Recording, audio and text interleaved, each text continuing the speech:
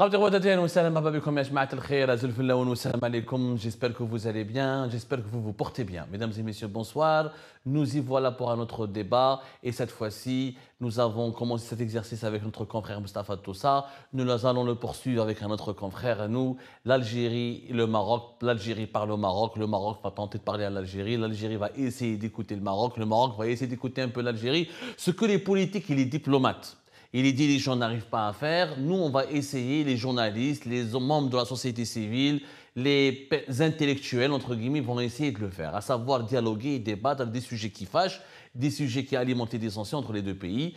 Donc, aujourd'hui, j'ai l'immense plaisir et le grand honneur d'accueillir sur notre plateau Mohamed Koumat, Mohamed, analyste politique spécialiste de la région du Maghreb et du Moyen-Orient. Je me permets de te tutoyer. Pour un peu de temps de le climat, Mohamed. Donc, tu es franco-marocain, tu as la double nationalité, tu as grandi en Maroc comme en France, tu connais la double culture, et tu es membre du Conseil national des partis les Républicains, le parti de la droite française, le fameux parti de Bruno Retailleau, le si bien-aimé Bruno Retailleau en Algérie. Donc voilà, merci d'avoir accepté notre invitation. Voilà, peut-être les Algériens et les Algériens te connaissent, ils ont l'habitude de te voir sur les plateaux de télévision françaises où tu as le don de les énerver énormément. Je parle pour les partisans du régime algérien. Tu as le don de les énerver. Donc, tu as eu déjà une expérience avec les téléspectateurs et téléspectatrices algériennes. Aujourd'hui, nous allons essayer de parler franchement sur les sujets qui fâchent au Maghreb et surtout à la lumière de l'évolution de la guerre entre l'Iran et Israël. Merci beaucoup pour cette invitation. Bien sûr, c'est avec plaisir de participer avec toi, on se tutoie bien sûr, dans cette émission. J'espère qu'il y aura un échange chaleureux et très ouvert, voilà, un échange qui va être chaud et qui va plaire bien sûr à tous les téléspectateurs qui nous regardent, soit les Français, les Algériens ou les Marocains, parce qu'on va essayer de parler bien sûr sans restriction, sans tabou, bien sûr, et dire que la vérité dans le cadre d'un échange sympa et crédible. Merci beaucoup, Mohamed. Alors, on va commencer, Mohamed. Je pense que l'actualité oblige. La guerre entre l'Iran et Israël a relancé le débat sur les relations que les pays de la région doivent entretenir avec Israël. Israël qui aujourd'hui souffre d'un déficit d'image énorme, considéré comme le diable absolu en raison des horreurs innommables, il faut le dire, des horreurs innommables qui sont perpétrées ou commises par l'armée israélienne contre la population de la bande de Gaza. Il se trouve qu'au Maghreb, dans notre région, le Maroc a normalisé non seulement ses relations avec Israël, mais il a conclu un accord de coopération militaire avec Israël en novembre 2021. Et cette guerre entre Israël et l'Iran, où c'est les Israéliens, c'est quand même Israël qui a commencé à attaquer, qui a commencé à s'en prendre en Iran pour neutraliser ce qui est supposément être le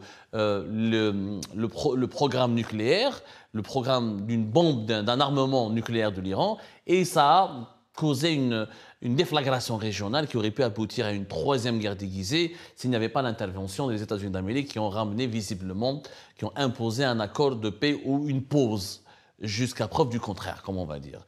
Alors, quel impact réellement sur le Maghreb? Est-ce qu'au Maroc, on est conscient ou pas de la dangerosité d'Israël? Est-ce que ce qui s'est passé à Gaza et ce qui s'est passé durant la guerre entre Israël et l'Iran, est-ce que ça peut susciter les dirigeants marocains à remettre en cause leur alliance avec Israël? Honnêtement, est-ce qu'il y a un doute? Parce qu'au Maroc, il y a des manifestations. Il y a des manifestations d'un front qui est contre la normalisation. Mais est-ce qu'il y a un début d'une remise en cause pour dire on est un peu parti trop loin?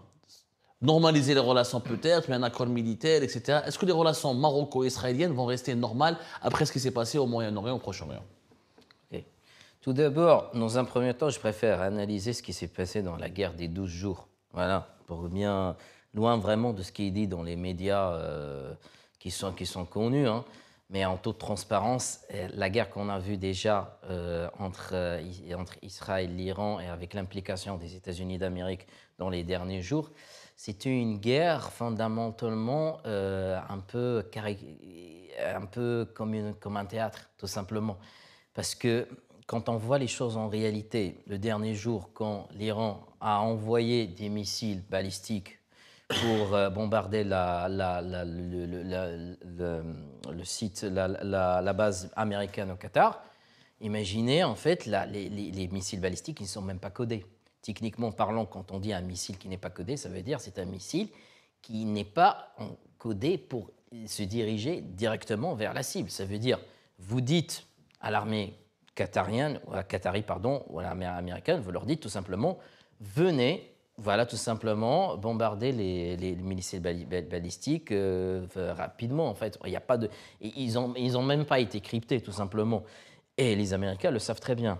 Hier, j'ai entendu plusieurs fois, même avant-hier, que les Américains, ils ont même prévenu les Iraniens la date exacte et à quel moment, l'heure exacte où ils vont bombarder le site nucléaire de Fordo. Ça veut dire que c'est une mise en scène, ce conflit, c'est une mise en scène. Purement mise en scène. Mais quel est le but? Mise en scène. Parce qu'effectivement, c'est bizarre. Un pays qui a averti un autre pays qu'il va attaquer, et après l'Iran s'est excusé auprès du Qatar, après les États-Unis d'Amérique, ils ont attaqué qu'une seule fois, ensuite la paix, elle est revenue. C'est quoi l'objectif de cette mise en scène alors? Alors l'objectif de cette mise en scène, c'est un peu retarder le programme nucléaire de l'Iran, et je dis, se souligne très bien sur le mot retarder. Parce que ce qui est arrivé, c'est le cas, techniquement c'est le cas. Ils ont bombardé 3 sites nucléaires Fordo où on ne connaît pas exactement, véritablement, est-ce que le site a été détruit ou non. Alors, forte probabilité, d'après les spécialistes et d'après les renseignements américains, ils disent que non, il n'est pas détruit. Ils ont bombardé Asfahan et l'autre site Natanz, et ils ont été détruits. Mais il y a un autre site que moi je connais qui s'appelle Koeng, qui est juste à côté du site de Fordo. Il n'a pas été bombardé carrément. Il n'est même pas bombardé. Hein. Il y a d'autres sites que moi je ne connais pas tous les noms, hein, d'autres sites qui sont cachés, qui n'ont pas été bombardés ni par l'armée israélienne ni par l'armée américaine. Donc le programme nucléaire, si l'Iran a de la volonté, elle va le poursuivre si elle a de la volonté. En plus que ça, en fait, on sait très bien qu'avant même le bombardement, pour que les États-Unis d'Amérique, ils veulent éviter normalement un problème régional au niveau des radiations nucléaires. Donc, ils ont demandé aux Iraniens de mettre le stock de l'uranium enrichi à 60% à l'abri, tout simplement. Parce que vous savez très bien, si vous bombardez un stock d'uranium, ça va créer des radiations qui peuvent aller jusqu'à Israël. Et les gens vont en choper des cancers et des maladies à vie. Hein. Donc, c'est un gros problème que les États-Unis d'Amérique voudraient éviter à tout prix. Donc, on a vu dans les photos satellites que les camions, ils ont déplacé l'uranium enrichi à 60%. C'est une mise en scène. Donc, c'est une mise en scène, bien sûr. Pourquoi une telle mise en scène? Une telle mise en scène, et aussi que la chaîne Al Jazeera peut-être a participé, parce que c'est tellement bizarre qu'une chaîne, que moi j'ai regardé, que je vois les photos satellites des avions B-2 Spirit installés sur la base américaine 24 heures avant, ils leur montrent dans les photos. Regardez bien les avions, comme ça, mesdames et messieurs. Ça veut dire, ils disent que les Américains vont frapper ce soir, tout simplement. Les Iraniens sont au courant. Tout ça, c'était une mise en scène. Après, comme je t'ai dit, il y a 3 choses. Une mise en scène pour le but de retarder le programme nucléaire, que moi, je pense qu'ils ont réussi quand même à le retarder un tout petit peu, parce que les Iraniens, ils vont réfléchir 1000 fois, ils vont dire, est-ce qu'on va poursuivre notre programme ou si on prend le risque, les Américains peuvent peut-être, à travers leur renseignement, cette fois, tomber le régime. Ça veut dire, cette guerre, c'était juste un avertissement à l'Iran, tout simplement. Juste une sorte d'avertissement. Ça, c'est la première chose. Deuxième chose, pour sauver aussi la place de Benjamin Netanyahu. Parce que Benjamin Netanyahu, aujourd'hui, il est dans une impasse politique. Il n'a pas réussi à libérer les otages, qui sont à Gaza. Il n'a pas réussi à détruire le Hamas, parce qu'en fin de compte, malgré tout ce qui se passe, c'est Hamas qui gouverne. Et on a vu juste, il y a 12 jours, ils ont réussi à tuer 7 militaires israéliens à Khan Younes. Et donc Hamas, il est toujours forte. Et aussi, la troisième chose, c'est montrer la puissance des États-Unis d'Amérique. Parce que ce qu'il a fait Donald Trump, cette semaine, c'était une démonstration de force. Déjà, il voudrait montrer au monde, regardez ces avions, le B-2 Spirit, regardez comment ils sont, ils font peur, regardez comment on a fait, ils n'ont pas été détectés par les radars. C'est une démonstration de force pour un message, pour envoyer un message à la Chine. À la Chine et à la Russie, c'est ça? Il y a 2 choses. Pour envoyer un message au monde entier, pas seulement à la Chine et à la Russie, au monde entier, qu'on est seul, qu'on a ces bombes, qu'on est les seuls, qu'on a ce type, qu'on est les seuls qu'on a de type d'avion, qu'on est l'État le plus puissant au monde. Parce qu'il a dit ça, Donald Trump. Il a dit qu'aucune armée au monde ne pourra faire comme nous. Et deuxième chose aussi, c'est pour que les entreprises américaines puissent vendre les armes. Parce que moi, je suis sûr et certain qu'avec la concurrence française avec aviation d'assaut, l'avion Rafale, actuellement, l'avion qui va être bien vendu dans les prochaines années, c'est le F-35B. Okay, c'est les avions américains de Lockheed Martin. Ce n'est pas les avions français, ce n'est pas les avions d'autres pays, ce n'est pas les avions chinois. Pourquoi? Parce que quand tu vois un avion qui prouve son efficacité technique dans un vrai combat, ce n'est pas comme une démonstration, tu vas lui faire confiance. Tu vas dire, ah oui, mais cet avion, il est efficace parce qu'il a servi dans cette guerre, il était efficace, donc je vais l'acheter. C'est une opération de promotion de l'industrie, du complexe militaro-industriel des États-Unis d'Amérique. Oui. Alors, quel impact pour le Maghreb, et notamment sur entre l'Algérie et le Maroc? Est-ce que, on va parler de cela, parce que le Maroc est un client historique de l'industrie militaire américaine, l'Algérie est un client historique de l'industrie militaire russe. On en parlera dans un petit moment de cette configuration. Mais déjà, les dirigeants marocains, les élites marocaines, parce que les Algériens n'ont pas accès à ce genre d'informations, ils réfléchissent comment aujourd'hui? Est-ce qu'ils se remettent en cause par rapport à Israël ou pas? Non, c'est... Parce que Israël de Benjamin Netanyahou qui attaque tout le monde, qui agresse tout le monde, qui ne veut pas la paix à Gaza, qui veut... voilà, juste quel est l'avenir des relations entre le Maroc et Israël? Je pense que cette question est déjà tranchée, pour plusieurs raisons. Tout d'abord, il faut comprendre une chose, que la population mondiale aussi doit comprendre une chose. L'Israël est un pays souverain qui existe avec son drapeau, son peuple, sa capitale. C'est un pays reconnu par les Nations Unies et toutes les instances internationales depuis 1948. Donc ceux qui disent qu'Israël va disparaître, Israël juste le régime sioniste, voilà, des choses comme ça, que c'est même un pays qui n'existe même pas là, c'est des gens qui rêvent, qui vivent dans un autre monde. Moi, je préfère vivre dans la réalité. Israël, c'est un pays qui existe, voilà, aujourd'hui. Donc, cette question, je pense qu'elle a été déjà tranchée par les pays. Dans quelle mesure elle a été tranchée? C'est-à-dire déjà, je prends l'exemple du Maroc. Le Maroc n'a pas signé les accords d'Abraham pour une raison simple, parce que le Maroc, il avait des relations diplomatiques depuis que Israël existe. Okay, le passeport israélien. Elle était cachée, déguisée. Elle n'était pas officielle. Je vais te Il n'y avait pas un accord de partenariat militaire de novembre 2021. Oui. Non, il y avait quelques accords quand même. Mais attention, donc il y avait un bureau depuis des années. Il y avait un bureau de représentation diplomatique toujours à Tel Aviv, un bureau de représentation diplomatique arabo-israélien qui existait depuis très longtemps. Le passeport israélien, il a été toujours reconnu pour entrer dans le territoire marocain. Il n'y avait pas de problème diplomatique et les échanges commerciaux existaient déjà. Moi, je me rappelle très bien quand j'étais petit, à Marrakech, dans la place Jemal Fna, je voyais des dates israéliennes vendues. Et même le vendeur, quand je lui pose la question, je lui dis ces dates, ils sont grandes, de type Al-Majoul, il vient d'où? Il me dit, il vient d'Israël. Donc ça, c'était dans les années 90, hein. Donc c'est très longtemps. Donc il y avait un échange commercial qui n'était pas caché. Alors, au niveau militaire, non, il y avait depuis les années 90, il y avait toujours des collaborations militaires au niveau, surtout dans les bases militaires marocaines, il y avait des sortes de collaborations dans le cadre d'entraînement pour entraîner l'armée marocaine.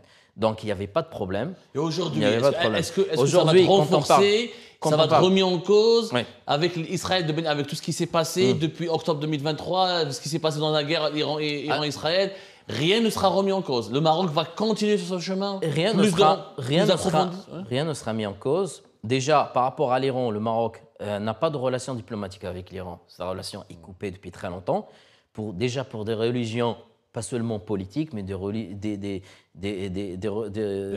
raisons qui sont liées à la religion. Parce que, comme vous connaissez, l'Iran, c'est un État chiite, mais ce n'est pas un chiisme normal, c'est un chiite jafarite, où en fait, on dit aux Français chiite des 12 mains. Voilà, ça veut dire les 12 imams. Voilà, on dit en français les 12 mains. Mais c'est un chiisme que l'Iran voudrait exporter dans toute la région du Golfe et aussi à un certain moment, d'après les autorités marocaines, elle voudrait l'exporter même au Maroc et déstabiliser le Maroc. Et quand on parle du chiite jafarite, ça veut dire que c'est un chiisme qui est lié à la politique, qui n'est pas lié à la pratique de la religion. Ça veut dire, politiquement parlant, vous devez avoir un guide suprême. Est-ce que ce que tu dis là sur l'Iran est vrai, documenté, ou comme il y a les détracteurs du Maroc, par exemple, disent que le Maroc est dans une politique anti-iranienne pour plaire à l'Occident, et ses alliés occidentaux pour que les Occidentaux continuent de le soutenir dans le dossier du Sahara occidental. Est-ce que ce n'est pas vraiment ça? Non, ça, c'est un conflit qui existe depuis l'époque du roi Hassan II, parce que c'était lui le premier qui a accueilli le Shah après la révolution iranienne de 1979, révolution islamique, voilà. Donc, il a accueilli le Shah et toute sa famille. Il était toujours le roi Hassan II en conflit direct avec le régime iranien. Il critiquait toujours le régime iranien par rapport à la confession, par rapport à la religion, le chiisme. Et il y avait toujours de mauvaises relations. Mais à un certain moment, je me rappelle très bien, à l'époque du PJD, Parti Justice Développement, Parti islamiste au Maroc, c'était en 2008. Non, ce n'était pas en 2008, c'était après, pardon. C'était en 2012 ou 2013, quelque chose comme ça. Le Maroc, carrément, a coupé la relation. Ça veut dire qu'il n'y avait même pas d'ambassadeur ou représentation diplomatique de l'Iran à Rabat. Une autre chose, là, que moi, je ne peux pas confirmer, bien sûr, mais d'après ce que le Maroc a dit, les autorités, ils disent que l'Iran est impliqué dans le soutien du Front Polisario à travers des entraînements des milices armées par Hezbollah. Ce sont des accusations que nous entendons depuis des années, Mohamed. Oui. Mais ces accusations, jusqu'à preuve du contraire, n'ont pas été documentées. Alors, moi, je parle beaucoup à mes collègues, mes camarades dans la presse marocaine. Ils me disent, le Polisario d'Iran, mais est-ce qu'il y a des preuves? On va sortir des preuves d'un drone, j'ai vu dans la presse marocaine ce qui circule en ce moment, des preuves, des drones, des armes de l'Iran. Est-ce que ça relève vraiment de la démonstration de preuves ou est-ce qu'il n'y a pas des manipulations, des fake news derrière, honnêtement? Pour moi, pour le régime syrien, on peut dire que c'est quand même documenté. Oui, pour la Syrie de Damas. Pour Damas, oui. Parce que si on voit le représentant, par exemple, chaque fois le représentant de l'ancien régime de Bachar el-Assad auprès des Nations Unies au Conseil de sécurité, il critique toujours le Maroc par rapport au Sahara et en même temps, il soutient fermement en fait, le Front Polisario et le régime algérien. Donc là, par rapport à la Syrie, oui, mais quand on parle de la Syrie, mais qui soutient la Syrie derrière, c'est Hezbollah et le régime iranien. Ils sont tous dans le même cercle. Donc c'est tout à fait logique. Après, si aujourd'hui vous demandez en fait au régime iranien ou à Hezbollah, vous leur demandez qu'est-ce que vous pensez par exemple du question du Sahara et le régime algérien, etc., ils vont dire tous, sans exception, qu'ils soutiennent le régime algérien et qu'ils sont 100% avec le Front Polisario. Donc c'est ça leur réponse. Donc on n'a pas vraiment besoin de preuves matérielles par rapport à ça. Les paroles des représentants et des responsables est largement suffisante. Mais Mohamed, est-ce que le Maroc a raison de miser encore sur un partenariat, une proximité troublante, problématique, controversée avec Israël, qui risque d'exacerber encore davantage les tensions avec les voisins du Maroc, notamment avec l'Algérie? Est-ce que les Marocains peuvent comprendre qu'aujourd'hui, les Algériens vont avoir peur? Ils vont se dire, regardez, les Israéliens, ils attaquent tout le monde, ils tuent tout le monde, ils écrasent tout le monde, ils essayent d'imposer à tout prix leur suprématie. Ils ont un partenariat militaire avec notre voisin, le Maroc. Qu'est-ce que demain, franchement, qu'est-ce qui garantit demain à l'Algérie qu'elle ne risque pas d'être attaquée par Israël depuis le Maroc? Est-ce qu'on peut comprendre l'angoisse? Est-ce qu'on peut comprendre que les dirigeants algériens, ça va renforcer davantage leur angoisse, ce qui va alimenter davantage la politique anti-marocaine du régime algérien ou des dirigeants algériens? Est-ce que ce n'est pas une mécanique dangereuse, cet alignement sur les positions israéliennes? C'est un peu drôle parce que, en fait... c'est un peu dramatique, je dirais, pas drôle, Mohamed, non? Non, mais tu viens de dire qu'un jour Israël va attaquer l'Algérie, mais franchement, si tu pars aujourd'hui à Tel Aviv, tu leur poses la question où se trouve l'Algérie, ils vont te dire on ne sait même pas. Voilà. Mais ils s'en foutent, le gouvernement israélien ou le peuple israélien de l'Algérie déjà, où ça se trouve carrément. Donc, non, mais c'est très bien que le régime algérien utilise juste la propagande de conflit. Pourtant, il y a beaucoup de juifs israéliens d'origine algérienne qui vivent en Israël. Ouais, mais pour le régime... Comme l'Algérie est voisin du Maroc, puisqu'ils sont amis avec le Maroc, ils doivent connaître ce que c'est que l'Algérie. Non, mais laisse-moi juste continuer. Le régime algérien aujourd'hui, il utilise le conflit israélo-palestinien comme un fonds de commerce. C'est un fonds de commerce tout simplement. Ça rapporte en fait au niveau de la propagande, ça rapporte des voix au niveau des élections. Chaque fois des discours, on va libérer Palestine, on va faire ça pour la Palestine, on va faire ceci, cela. Donc, en réalité, est-ce que l'Algérie a envoyé des armes, a envoyé de l'aide militaire ou même de l'aide humanitaire à la bande de Gaza aux Palestiniens? Bien sûr que non, parce qu'ils ne peuvent même pas faire ça. Abdelmajid Même Tebboune, les il a médias proposé. mondiaux. Il a dit que si mais l'Égypte il nous peut pas. autorise, Ouais. il a dit durant la campagne électorale Ouais. pour son deuxième mandat, je le cite, si l'Égypte nous autorise, l'armée algérienne irait là-bas pour faire Ouais. des hôpitaux. Écoutez, il n'a pas bon. parlé de combat, Oh. mais il l'a dit. Bah, écoutez, le 1er avril, c'est très longtemps. On n'est pas le 1er, on est en fin de juin. Voilà. Donc, ouais, non, c'est pas. C'est un discours tout simplement de fonds de commerce. Ouais, mais Voilà. tu penses qu'Israël C'est Israël n'est pas hostile à l'Algérie, ce que tu es en train de dire globalement. Alors pourquoi en 2021 Bah, non, mais c'est pas qu'elle n'est pas hostile. Elle ne considère pas l'Algérie. Carrément. Alors, très bien. Voilà. Alors Donc, pourquoi un ministre israélien qui était en visite officielle au Maroc en 2021 avait parlé de l'Algérie quand une question lui a été posée? Et pourquoi un dirigeant israélien, il aurait pu dire nous, ça ne nous intéresse pas l'Algérie, comme tu dis, etc. Mais il a critiqué l'Algérie pour son rôle, pour son lobbying anti-israélien dans la région, notamment au sein de l'Union africaine. Et d'ailleurs, c'était juste avant la rupture des relations diplomatiques, et longtemps, l'Amamala, ministre algérien des Affaires étrangères, pour justifier l'une des justifications avancées comme argument pour expliquer la rupture des relations diplomatiques entre les deux pays, c'était la déclaration de ce dignitaire israélien depuis le Maroc. non, mais il y a une chose importante. Déjà, l'Algérie, aujourd'hui, elle ne menace pas Israël. Je parle bien d'un point de vue technique, crédible, réel, tout simplement. Des régimes qui font de la propagande chaque jour, des discours contre Israël et qui vont faire la guerre, voilà, je peux te donner une liste. Je veux te donner une très grande liste, même à l'intérieur du Maroc. Tu as les partis islamistes comme le PJD, le Adl al-Ihsan, etc., les partis là qui sont très communistes, etc., qui disent n'importe quoi. Mais à la réalité, il n'y a rien du tout. OK ?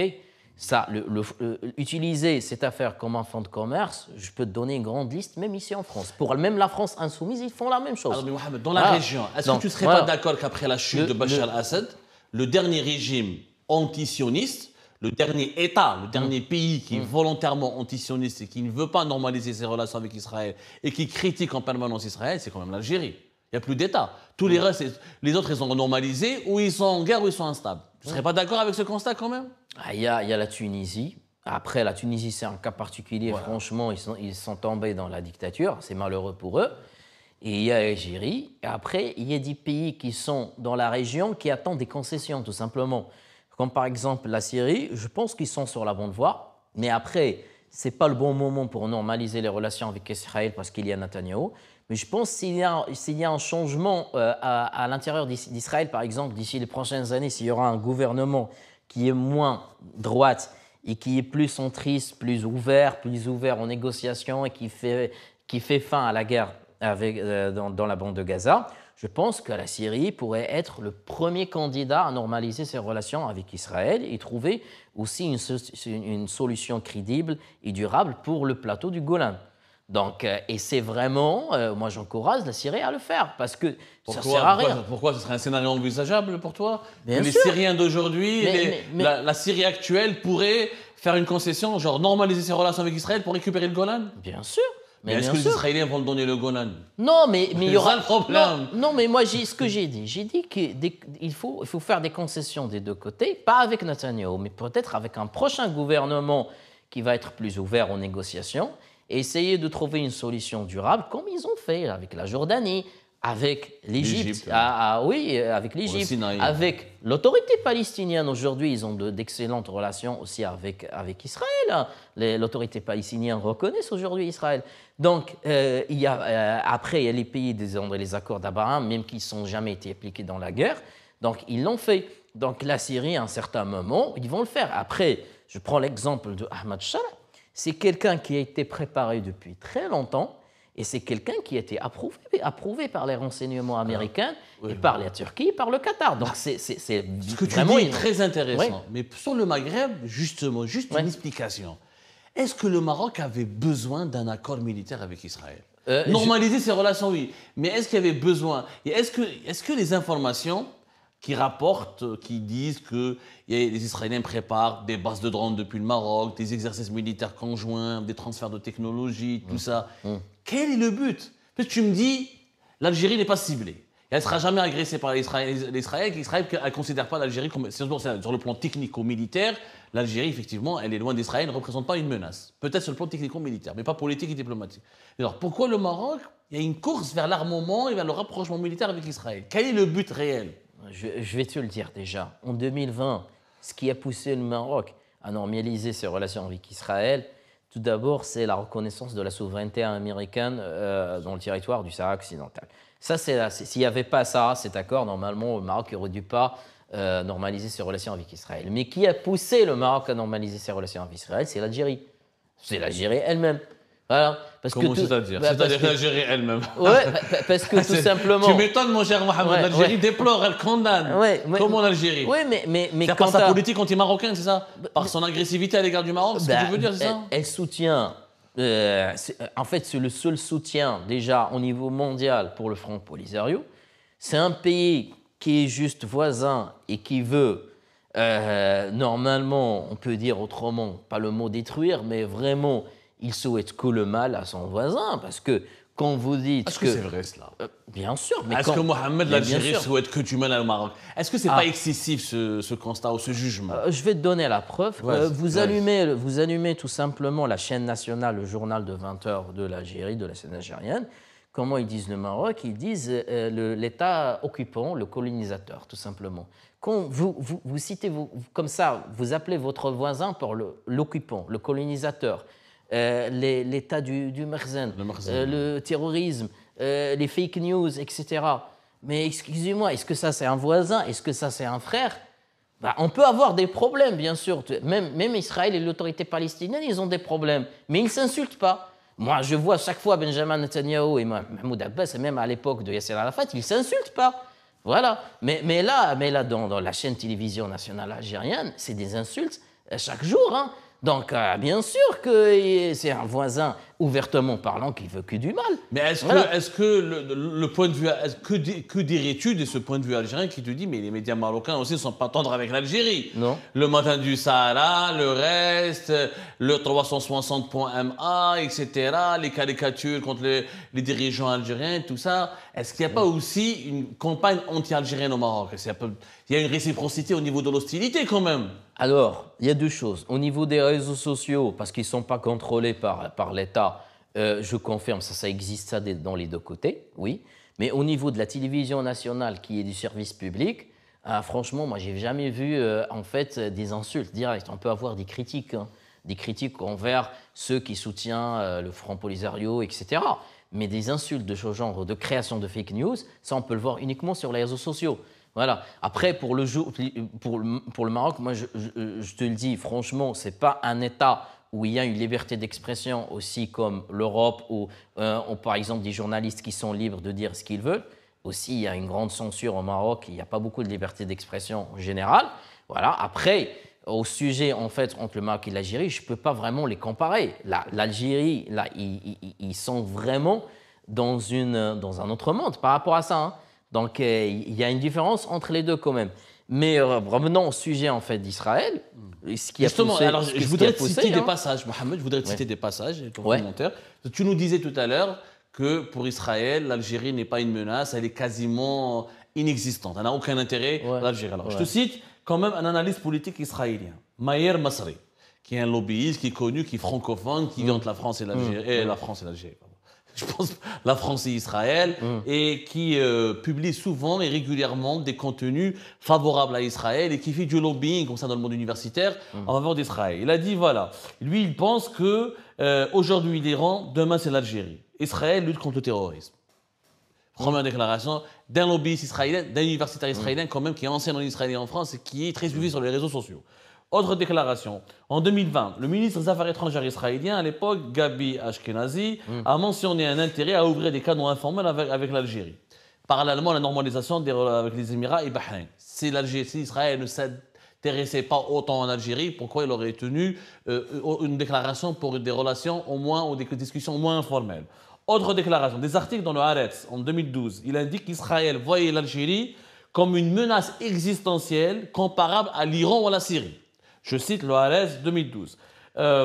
Et plus récemment, l'Algérie quand même milite très activement au sein du Conseil de sécurité de l'ONU pour demander un cessez-le-feu immédiat et pour dénoncer les crimes de l'armée israélienne à Gaza. est-ce que vraiment l'Algérie ne dérange pas Israël? Est-ce que l'Algérie ne devrait-elle pas craindre logiquement ou de façon évidente qu'à un moment donné, cette politique anti-israélienne pourrait amener les Israéliens à mener des actions hostiles contre elle? Mais je vais te poser une question par rapport à ce que tu C'est des extraits, hein, voilà, j'ai cité ouais, mes mais sources. Hein. N'importe quelle personne peut écrire, oui. Mais moi, je parle de la réalité technique. Comment, en fait, l'Algérie aujourd'hui pourra menacer Israël? Comment par quels moyens par un tweet? Par un message comme ça, à travers la propagande dans la télévision, à travers une manifestation où on brûle le drapeau israélien devant le Parlement. C'est ça?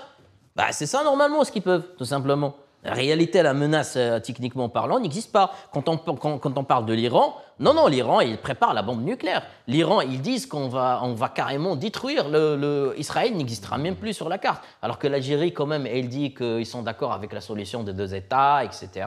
Voilà. Donc, non, on ne peut pas comparer les deux. Donc là, il faut vraiment être crédible, revenir à la réalité. Parce que la propagande côté israélien, ça existe. Parce que je sais qu'il y a aussi du lobbyisme de la part des pays de Golfe, de la part du Maroc aussi, de la part des États-Unis d'Amérique, même de la part de la France, qui essayent normalement d'utiliser quelques personnes qui sont à Israël, de dire le prochain cible, ça sera le régime algérien. Parce que oui, véritablement, le régime algérien, c'est un causeur de problèmes dans la région Méditerranée, tout simplement pour plusieurs pays, ça, on peut parler ça en détail, mais en tout cas, pour Israël directement, là, jusqu'à présent, non. Les Israéliens, ils ne savent même pas où se trouve l'Algérie. Hein. Donc voilà, c'est la réalité. Alors, tout à l'heure, tu as parlé de colonisateurs, etc. Tu renvoies vers la problématique de la question du conflit du Sahara occidental. Ouais. Est-ce que ce conflit ne risque pas de dégénérer à la lumière des évolutions de ce monde troublant dans lequel nous vivons? Est-ce que ça va rester dans le statu quo ou est-ce que ça peut aller ça peut dégénérer davantage? Puisque voilà, la guerre elle est partout, les armes parlent un peu partout, etc. Depuis la guerre en Ukraine, on a eu Gaza, on a eu ensuite affront de conflit Israël et Iran. Est-ce que chez nous au Maghreb, à cause du Sahara occidental, ça ne peut pas exploser? Alors, là, dans le futur proche, non. Pour plusieurs raisons. Après, si on résume ça, c'est le Maroc, lui, il voudrait résoudre le problème à travers la guerre. On aurait dû voir une guerre depuis très longtemps. Donc le Maroc, non, carrément, il est très très loin en fait de cette propagande où je peux dire même en fait la situation d'entrer en guerre avec l'Algérie. On a vu par exemple même ce qui s'est passé il y a 2 ans dans la frontière avec l'Algérie, dans la ville de Saïdia. Il y avait 2 personnes de jet ski, ils ont entré, ils ont été abattus froidement par l'armée de frontière algérienne et il y avait un cadavre qui n'a pas été récupéré juste après plusieurs mois et une autre personne qui a fait de la prison comme ça juste parce qu'il a rentré dans la frontière alors que normalement si c'était un autre pays il aurait dû même déclarer la guerre contre l'Algérie alors que le Maroc il y a eu aussi un incident auparavant, les camionneurs algériens. Ouais. Les camionneurs algériens au Sahara occidental. Alors les qui auraient été assassinés, ce que affirment les autorités algériennes, par des drones de l'armée marocaine. Ces 2 camionneurs, ça aurait pu aussi déclencher les hostilités. Alors techniquement, je ne peux pas savoir est-ce que vraiment c'est un drone marocain qui les a tués, mais il y a une chose importante dans tout ça. Normalement, c'est strictement interdit de passer par cette zone. On sait qu'il y a le mur de sable. C'est une zone après militaire que personne n'a le droit d'aller. Ça veut dire si quelqu'un il passe par là-bas, il y a un risque de mourir qui peut atteindre jusqu'à plus que 100%. Hein. Donc c'est tout à fait normal. Donc ils ont le droit normalement de tirer directement. Parce qu'après le mur du sable, il y a une petite zone normalement de 20%. Le Front Polisario, ils disent qui contrôlent. Voilà. Mais eux, ils passaient pour aller en Mauritanie. Ils n'allaient pas vers le mur du sable. Là. En réalité, eux, ils n'allaient pas vers le mur du sable, les camionneurs. Hein. Alors eux, ils ne contrôlent rien du tout. C'est juste parce que le Maroc, il a mis le mur du sable là-bas. Et du coup, normalement, toute cette zone est militarisée. Il y a des bombes, il y a des chars, voilà, ils ne peuvent pas entrer. Donc, s'ils rentrent, il y a un risque de mourir, tout simplement. Ils ne contrôlent rien du tout. Le Front Polisario, ils sont à Tindouf, ils sont en Algérie, ils ne sont pas dans le Sahara occidental actuellement. Et techniquement, il y a une portion de 20% du territoire qui n'est pas contrôlé par le Maroc. C'est techniquement parlant, c'est le Maroc. Non, il la contrôle militairement. C'est juste que les Marocains n'ont pas le droit d'aller parce que c'est une zone militaire. C'est pas une 20% que eux, les autres, ils le contrôlent. Militairement, c'est lui qui contrôle cette zone. C'est juste que la population marocaine qui n'est pas militaire, qui n'a rien à voir avec militaire, les populations civiles, ils ne peuvent pas aller parce que c'est une zone militaire. Alors si elle était aussi contrôlée par le Maroc, pourquoi le Polisario continue à faire des opérations militaires, dont des attaques dans cette portion de 20%? À côté il y a encore des escarmouches jusqu'à maintenant. Selon les communiqués du Polisario, en tout cas, il dit qu'il y a toujours des escarmouches. Il affirme qu'il y a toujours des affrontements. Oui. Depuis 2020, le cessez-le-feu, il est tombé à l'eau. On est bien d'accord. Oui. Donc il y a des escarmouches encore. Dans les deux côtés. Oui, des deux côtés. Ouais. Ça veut dire que le territoire n'est pas entièrement contrôlé encore. Non, il est contrôlé, sauf que si par exemple il y a une menace, cette menace elle est entièrement détruite par l'armée marocaine et c'est son droit de se défendre. Voilà, c'est le cas. Alors jusqu'où ira ce conflit? Est-ce qu'un jour, donc selon toi, Mohamed, il n'y aura pas un affrontement Algérie-Maroc? Il n'est pas prévisible, il risque pas de survenir. Ça peut arriver dans un seul cas. Si le régime algérien, par exemple, il arrive à un certain moment où il va tomber, il peut utiliser ça comme une dernière carte. Genre essayer de provoquer le Maroc pour l'emmener pour une guerre. Mais là, actuellement, tant que le Maroc ne souhaite pas carrément, comme je t'ai cité l'exemple de l'affaire des jet skieurs, voilà, tout simplement, parce que tous les Marocains attendaient que le Maroc va faire une réponse quand même, va faire quelque chose. En réalité, il n'a rien fait carrément. Ça veut dire que, même d'un point de vue diplomatique, moi, ce que je trouve étrange, c'est la diplomatie marocaine. Ils sont tellement forts avec l'Europe, avec la France, les États-Unis, avec presque tous les pays du monde, mais avec l'Algérie, ils sont vraiment très, très pacifiques. Vraiment pacifiques dans un sens, ils sont vraiment très négatifs. C'est qu'ils n'arrivent pas carrément à défendre. Pourtant, Mohamed, les déclarations du représentant du Maroc au niveau de l'Assemblée, au niveau des Nations Unies à New York, à Omar Hillel, c'est ça? Il n'est pas très amical à l'égard de l'Algérie, pardonne-moi. Omar Hillel, les attaques contre l'Algérie, l'indépendance de la Kabylie, etc., il est très provocateur. On ne peut pas parler ça de pacifisme quand même. Non, mais moi je ne parle pas en fait des paroles. Moi je parle en fait des relations diplomatiques. Moi je parle au niveau des actions. C'est que le Maroc, si tu vois en fait ce qu'il a fait avec la France durant la crise diplomatique entre le Maroc et la France, le Maroc, il était très efficace au niveau des renseignements, au niveau de sa représentation diplomatique. Donc, en fin de compte, il a réussi à convaincre la France pour reconnaître la souveraineté marocaine sur le Sahara occidental, sachant qu'avec l'Algérie, il n'a jamais essayé une diplomatie offensive. Genre un rapport de force, comme elle fait par exemple, comme on a vu avec Bruno Retailleau. Voilà. Donc l'Algérie, c'est un régime. On va y revenir. Voilà, l'Algérie, c'est un régime militaire. À mon avis, il fonctionne qu'avec le rapport de force. C'est ça ce qu'il donne. Moi, ce que je trouve ça bizarre, mais après, vraiment, je te demande de poser cette question à un responsable marocain directement. S'ils acceptent bien de venir sur mon plateau, je leur poserai volontiers la question. Voilà, tu lui poses la question pourquoi la diplomatie marocaine ne fait pas le rapport de force avec l'Algérie. Voilà, c'est ça la question. Et elle le fait très bien avec les autres pays. Tu as parlé tout à l'heure du problème avec la France. Donc, tu es, Mohamed, comme on a dit tout à l'heure, franco-marocain. Tu es membre du Conseil national du Parti des Républicains, qui joue quand même un rôle important dans cette crise avec l'Algérie et qui a, si je me trompe, a toujours adopté, pour la majorité de ses membres, une position plutôt favorable au Maroc que plutôt favorable à l'Algérie, concernant le dossier du Sahara occidental. Maintenant, la France, elle a reconnu la souveraineté du Maroc sur le Sahara occidental, mais les visites des délégations gouvernementales françaises au Sahara occidental ont cessé à partir du moment où il y a eu un début de réconciliation avec Alger à la fin du mois de mars 2025. Est-ce que le rapport de force entre Algérie, Maroc et France ne va pas se rééquilibrer? Déjà, il n'y aura pas de relations diplomatiques qui ne vont pas revenir à la normale comme avant entre la France et l'Algérie si Boualem Sansal ne sera pas libéré. Donc, tant que Boualem Sansal est en prison, les choses ne vont pas revenir comme avant. C'est-à-dire qu'aujourd'hui, tu veux dire, ce n'est plus le Maroc qui cause problème entre l'Algérie et la France? À l'origine, c'est Boualem Sansal et Boualem Sansal, c'est en relation avec le Maroc. Donc, si on revient à la source, c'est le Maroc. Voilà, c'est la reconnaissance du Sahara. Et après, en fait, il y avait des étapes en fait, qui sont succédées. Il y avait la reconnaissance, et après, il y avait l'arrestation de Boualem Sansal. Après, il y avait les affaires des influenceurs algériens.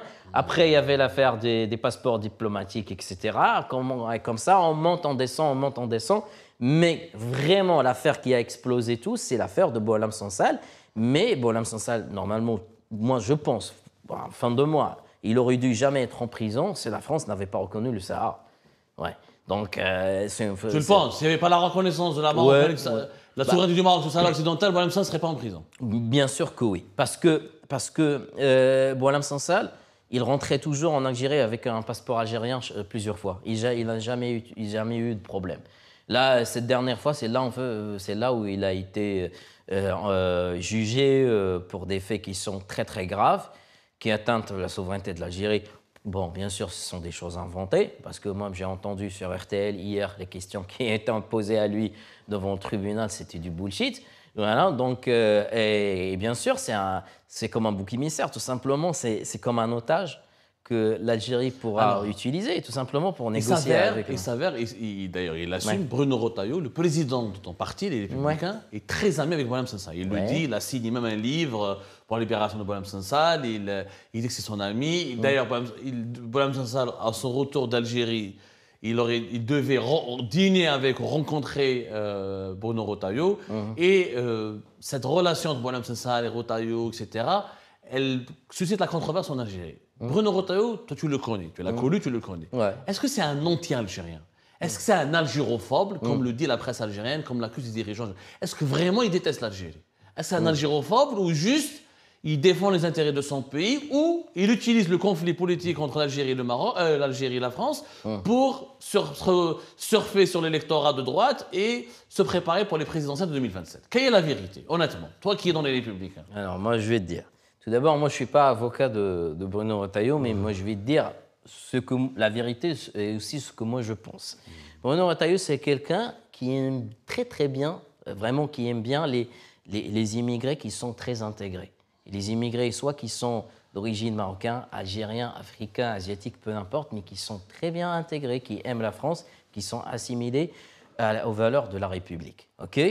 Donc, il ne faut pas dire qu'il a un système ou qu'il a des idées d'extrême droite ou qu'il n'aime pas les étrangers, les immigrés, des choses comme ça. Non, non, non, non. Vraiment, c'est même à l'intérieur de son cabinet, il y a pas mal de personnes qui sont d'origine algérienne et marocaine. Et je vais te donner même son bras droit, Othman Nosro, qui est de Casablanca. Il est d'origine marocaine. Voilà, il est franco-marocain. Par contre, non, c'est ce qu'on lui reproche. Voilà. On lui reproche d'être marocophile et algérophobe. Est-ce qu'il est vraiment marocophile et algérophobe? Du tout, il y a plein d'Algériens qui travaillent avec lui au sein du ministère. Donc, mais des personnes qui sont très assimilées aux valeurs de la République, qui aiment bien la France et qui sont très loyaux envers la France, qui sont bien intégrés. Là lui, ce qu'il n'aime pas, c'est les personnes qui font le bordel, tout simplement, qui ne sont pas assimilées à la République et qui sont liées à la propagande du régime algérien. Et je vais te dire une chose importante. Là, si vous parlez avec n'importe quelle personne dans la rue, qui n'a rien à voir avec la politique. Ici en France, vous lui dites qu'est-ce que vous pensez du régime algérien, il va te dire tout simplement que des mauvaises choses. Voilà. Donc le régime algérien, il est rejeté par toute la population qui n'a rien à voir avec la politique ici en France. Pas seulement vraiment les opposants, pas seulement en fait les Marocains. La gauche en France ne rejette pas le régime algérien pour autant. Voilà. Dominique de Villepin ne rejette pas le régime algérien pour autant. Non, mais... Il y a au sein de la communauté maghrébine beaucoup d'Algériens qui sont de franco-algériens qui sont partisans du régime algérien. Et il est certes impopulaire auprès d'une partie des Français, mais il est aussi, il a aussi des partisans auprès d'une certaine population aussi. Je pense, non, quand même. Parce que tout simplement, Dominique de Villepin, il a des élections présidentielles et il cherche un financement. Donc, il peut peut-être avoir un financement de la part des personnes sympathisantes des régimes algériens. Donc, bon courage à lui. Et la même chose pour la France insoumise. Et d'ailleurs, on a vu lors de la fête de la victoire le 8 mai, il y avait une présentation parlementaire de la France insoumise qui sont allés en Algérie, le jour même de la fête de la victoire. Hein. Ils sont allés là-bas, pourquoi là? Il y avait même les socialistes. Oui, mais je peux vous donner même des noms. C'est de la gauche qui normalement, qui essaye d'avoir de bonnes relations avec le régime pour bénéficier de quelques financements ou de bénéficier. C'est des accusations très graves. Ah oui, mais. C'est des accusations très graves. Est-ce qu'ils sont partis officiellement? Ils ont dit qu'ils sont partis pour reconnaître les crimes commis par la colonisation française. Pour apaiser les mémoires. C'était ça le motif officiel. Mais aller le jour de la fête de la victoire, c'est une provocation envers la France parce que quand même, ces députés, je rappelle qu'ils sont des députés au sein de l'Assemblée nationale française. Donc, ils sont là, ils sont élus par le peuple français pour défendre les intérêts de la France. et pas les intérêts d'un autre pays. Mais est-ce que les intérêts de la France, est-ce que les intérêts de la France ne seraient pas un de meilleurs rapports, des rapports plus cordiaux, plus amicaux et plus apaisés avec l'Algérie? J'aimerais bien. Il n'y a pas de problème. Moi, le premier, j'aimerais bien qu'il y aura de bonnes relations entre la France et l'Algérie. Il n'y a pas de problème. Mais le problème, c'est que l'Algérie... Est-ce que Bruno Retailleau veut ça aussi? Bien sûr qu'il veut. Mais le problème, vous avez Boualem Sansal, qui est cette semaine que le procureur dans la cour d'appel, il lui demande 10 ans de prison, bah, ça se voit qu'on ne va pas s'en sortir, là. Bah, si c'était un criminel, c'est pas grave, mais c'est un homme innocent. Qu'est-ce qu'il a dit déjà dans les médias frontières? Vous le connaissez, le média frontière, bien sûr. Qu'est-ce qu'il a dit? Vous avez vu la vidéo de Boualem Sansal? Il a dit tout simplement que... Personne ne mérite... Peu importe ce qu'il a dit. Bon, il est innocent. Personne ne peut aller en prison pour une opinion, que ce soit en Algérie, que ce soit au Maroc. Non, mais c'est même pas une opinion qu'il a dit. Il a une raconté... opinion, c'est une vision.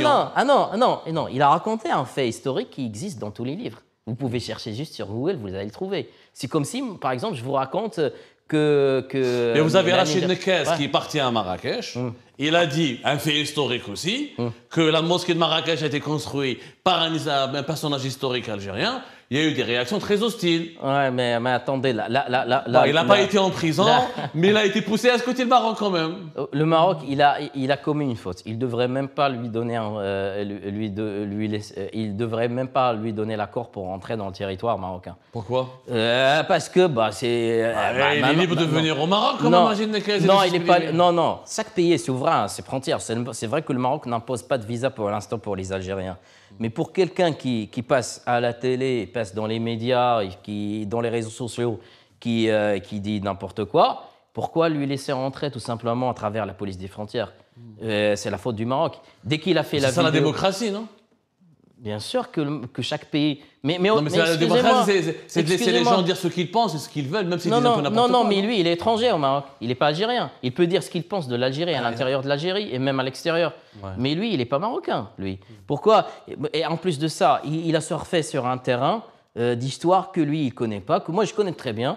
La mosquée de Koutoubia, il a été construit par le sultan Yaqub Mansour, à l'époque des Almohades. OK? Bien, on est bien d'accord. Il a pas construit que ça. Il a construit la Khair al-Dar, il a construit la mosquée de Hassan, et il y avait trois monuments historiques qui sont très connus au monde qu'il a fait. Et le grand-père de Yaqub Mansour, c'est Abdelmoumen. C'est lui qui a fait la Ménara, c'est le fondateur des Almohades. Abdelmoumen, il est né où? Il est né dans une région à côté de Tlemcen. Toute cette zone-là, à cette époque où Abdelmoumen elle est née, et c'était quel empire à cette époque qui gouvernait le Maroc? C'était qui? C'était Almoraved. Almoraved et Youssef ibn Tachfine, ils gouvernaient quoi? Ils gouvernaient le Maroc, c'était le Maghreb. Sahara. En fait, c'était pas l'Algérie, c'était le Maroc, c'était le Maghreb. Mais après, est-ce qu'il y avait un État algérien à cette époque? Oui, mais il n'y avait pas d'État marocain non plus, c'était un État maghrébin. Non. C'était un État maghrébin. C'était le Maghreb, c'était le Maghreb. C'était un autre Maghreb que nous ne connaissons pas aujourd'hui, c'est un Maghreb sans frontières. Non, mais c'était un État, pas vraiment la dynastie alaouite qu'on connaît actuellement, parce que ça existe depuis le XVIIe siècle. Mais c'était l'empire almoravide qui sont des Marocains.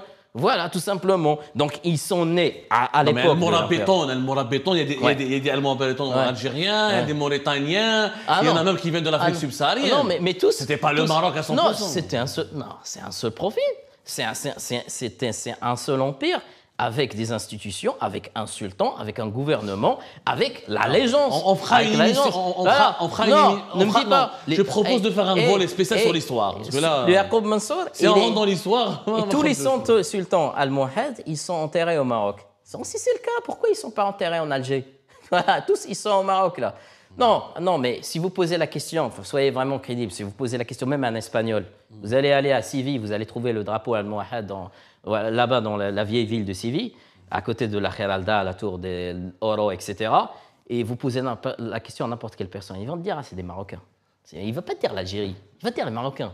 Et la preuve, le mausolée là actuellement où il enterrait les rois alaouites, il est à Rabat, à la mosquée de Hassan, qui a été construit par les Almohades. Par Yaqub Mansour, c'est lui-même qui a construit Koutoubia. Aussi ont construit en Algérie. Ils ont construit aussi en Tunisie. Parce que ça appartenait. Mais ils ont construit en Tunisie. Sur le sujet de l'histoire, je préfère mettre une émission spéciale. Parce qu'il y a beaucoup de tensions entre les deux pays concernant... Est-ce que le couscous est algérien? Est-ce qu'il est marocain? Est-ce que le kaftan est algérien ou est marocain? Alors que si on lit l'histoire, c'est le Maghreb.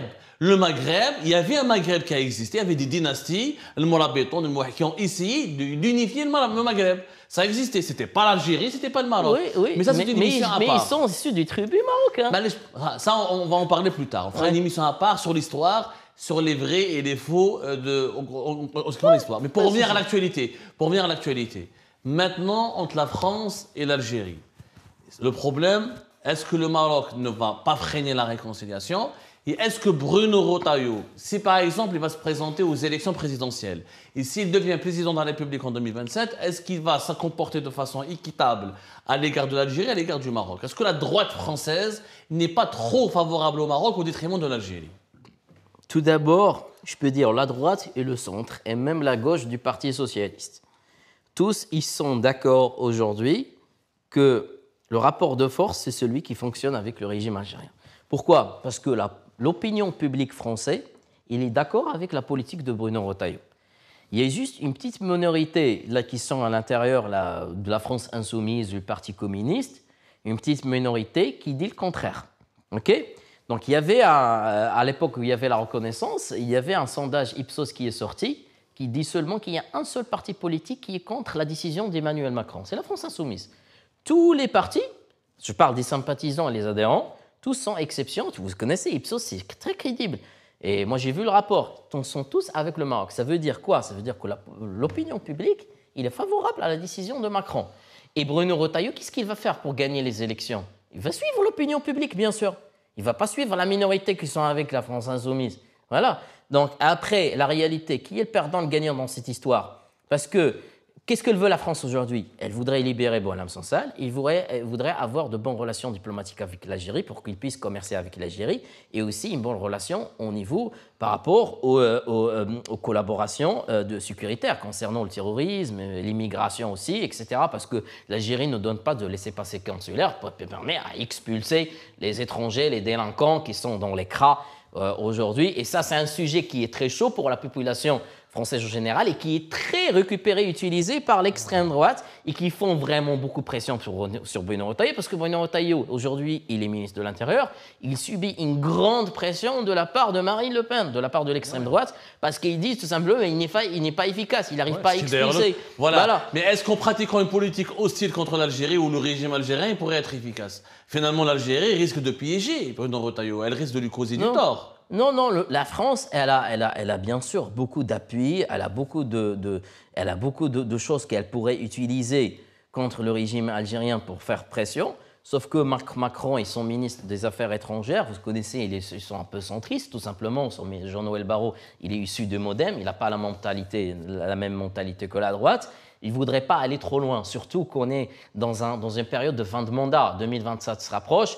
Donc, il ne voulait pas aller trop loin parce qu'à certains moments, on a entendu que la France voudrait tout simplement divulguer les comptes des généraux. On a entendu qu'il voudrait divulguer le patrimoine immobilier, par voie de presse. Officiellement, il n'y a rien d'officiel. Mais ici en France, qui souffle ces informations à la presse? Qui? C'est l'entourage de Macron. C'est l'entourage de Macron. Ou de Bruno Retailleau. En tout cas, de Bruno Retailleau. Voilà. Pas forcément Macron. L'entourage de ceux qui gouvernent, qui soufflent les informations à la presse. Je crois que Mohamed, une deuxième mi-temps s'impose. Tellement le débat était très intéressant que malheureusement, nous avons épuisé le temps imparti. Nous sommes déjà presque 1 heure. Je crois que nous allons te donner rendez-vous pour une deuxième mi-temps pour parler de 2027 en France, de l'histoire, des problématiques de l'histoire, etc. Et de comment on pourrait réconcilier l'Algérie et le Maroc sans que chacun des deux pays puisse se faire trop de concessions en ce qui concerne sa dignité et sa souveraineté nationale. Merci beaucoup Mohamed d'avoir accepté cette première mi-temps. Tu acceptes la deuxième mi-temps, tu nous jures. Tu ne vas pas fuir, tu vas revenir. Il y aura la deuxième mi-temps et après il y aura les extra time. On va ajouter les 15. Après peut-être les pénaltys. Les pénaltys, ouais. Voilà, mesdames et messieurs, quand un Algérien et un Marocain se rencontrent, c'est toujours bouillonnant, c'est toujours chaud, on ne sent pas le temps passer. Il y a tellement de sujets passionnants. Ça démontre que nous sommes de bons voisins et de bons frères. C'est pour ça que quand on s'aime beaucoup, comme on dit en français, qui aime bien, châtie bien. Merci beaucoup, Raphaël Rotet, de nous avoir suivis et rendez-vous prêt pour la deuxième mi-temps de ce débat passionnant. Inch'Allah, ce sera un rendez-vous permanent avec beaucoup d'interlocuteurs marocains et algériens pour essayer de décomplexer les débats sur les relations algéro-marocaines. Prenez soin de vous, Prawala.